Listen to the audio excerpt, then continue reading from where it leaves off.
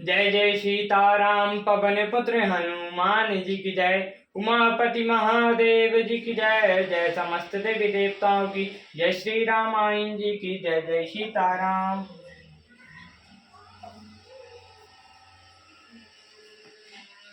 राम चरण दृढ़ प्रीतिकारी राम, बालिकीन तनु त्याग सिया राम। सुमन माल जिमि कंठ रामा, गयत न जानई नाग सिया रामा। श्री राम जी के चरणों में दंड प्रीति करके बाली ने शरीर को वैसे ही त्याग दिया जैसे हाथी अपने गले से फूलों की माला गिरा ना जाने। राम बाली निज धाम पठावा, नगर लोग सब व्याकुल धावा।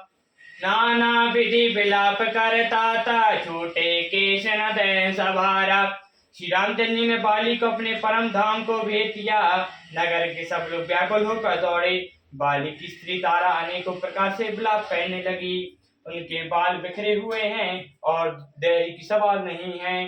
तारा बिकल देख रघुराया, दीन ज्ञान हरि लीन माया। क्षिति जल पावक गगन समीरा, पंचरत अति अधम शरीरा।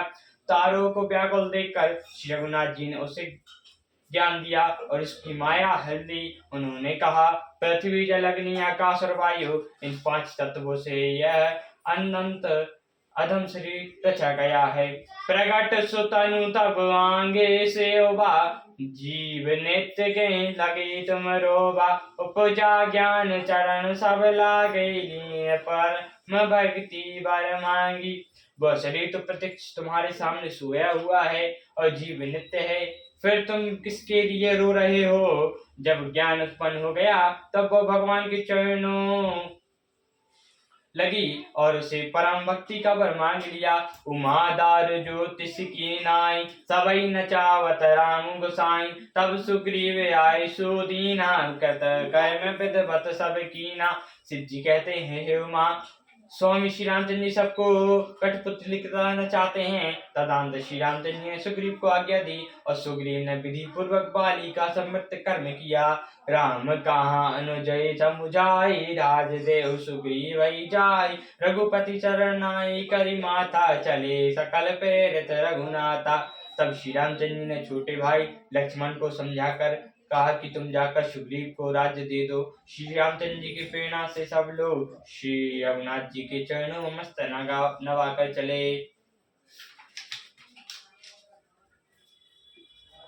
लक्ष्मण तुरंत बुलाए रामा, पुरजन बेप्र समझ सिया रामा। रघुदीन सुग्रीव का रामा, अंगद जाजो राज सिया रामा।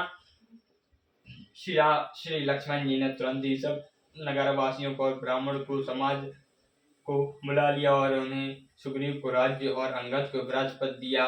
उमा राम समेत जग माहि, गुर पितु मातु बंधु प्रभु नाही। सुर नर मुनि सब कह यह रीति, स्वार्थ लागी करई सब प्रीति। हे पार्वती, जगत में श्री रामचंद्र जी के समान हित करने वाला गुरु पिता माता बंधु और स्वामी कोई नहीं है।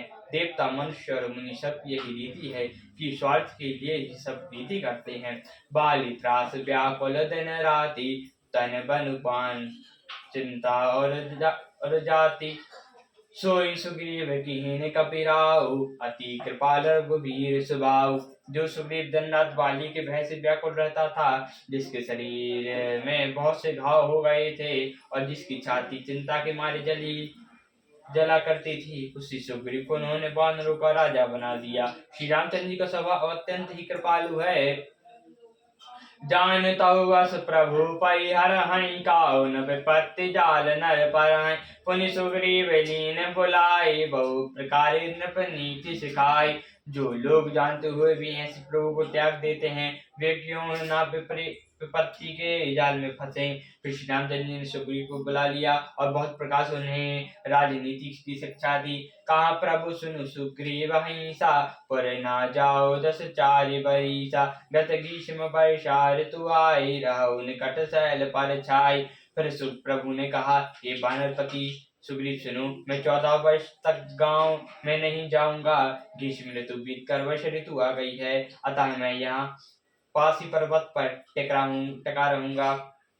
अंगद सहित करो तुम राजू, संत हृदय धरो मम काजू। तब सुग्रीव वन फिर आए, राम प्रवासन गिरि और पर छाए। तुम अंगद सहित राज्य करो, मेरे काम का हृदय में सदा ध्यान रखना। तदंतर जब सुग्रीव घर लौट आए, तब श्री रामचंद्र जी पर्व प्रपर्ण पर्वत पर जा टेके। प्रथमई देव गिरि गह रामा, राघव रोचर बनाई सिया रामा। राम कृपा निधि कछु दिन रामा, वास करेंगे आई सिया रामा। देवताओं ने पहले ही उस पर्वत की एक गुफा को सुंदर बना रखा था। उन्होंने सोच रखा था कि कृपा की खान श्री रामचंद्र जी कुछ दिन आकर यहाँ निवास करेंगे। सुंदर वन कुमित अति शोभा, मंजुल गुंजत मधुर निकर मधुलोभा। कंदमूल फल पत्र सुहाए, भय बहुत जब ते प्रभु आए। सुंदर वन फूला हुआ अत्यंत सुशोभित है, मधु के लोभ से भौरों के सम गुंजाय कर रहे हैं। जब से प्रभु आए हैं, तब से वन में सुंदर कंदमूल फल और पत्तों की बहुमायता हो गई। देख मनोहर शैल अनुपा, रहे तहाँ अनुज सहित सुर रूपा। मधुकर खग मृग तनु धरि देवा, कराई सिद्ध मुनि प्रभु के सेवा। मनोहर और अनुपम पर्वत को देखकर देवताओं के सम्राट श्री रामचंद्र जी छोटे भाई सहित वहां रह गए। देवता सिद्ध और मुनि गौरव पक्षियों और पशुओं के शरीर धारण करके प्रभु की सेवा करने लगे। मंगल रूप भयो जब ते, कीन दिवास रघुपति जब ते। फटिक शिला अति शुभ्र सुहाई, सुख सासीन दो भाई। जब से रमापति श्री रामचंद्र जी ने वहां निवास किया, तब से वह वन मंगल स्वरूप हो गया। सुंदर स्पष्ट मणि की एक अत्यंत उज्जवल शिला है, उस पर दोनों भाई सुखपूर्वक विराजमान है। कहत अनुज सन कथा अनेका, भक्ति वेत नप नीति विवेका। वैश्य काल मेघ नभ छाए, गयत लागत परम सुहाए। श्री रामचंद्र जी छोटे भाई लक्ष्मण जी से भक्ति वैराग्य राजनीति और ज्ञान की अनेकों कथाएं कहते हैं। वर्षा काल में आकाश में छाए हुए बादल गरजते हुए बहुत ही सुहावने लगते हैं। लक्ष्मण देखो मोर गण रामा, नाचत भारत पे सिया रामा। गहे बरतीत हर्ष जस रामा, विष्णु भगत कहूँ देख सिया रामा। श्री रामचंद्र जी कहने लगे, हे लक्ष्मण देखो, मोरों के झुंड बादलों को देखकर नाच रहे हैं, जैसे बैराग में अनुरक्त गृहस्थ किसी विष्णु भक्त को देखकर हर्षित होते हैं। श्यावर रामचंद्र जी की जय, पवन पुत्र हनुमान जी की जय, उमापति महादेव जी की जय, जय समस्त देवताओं की जय, श्यामान जी की जय, जय सीताराम।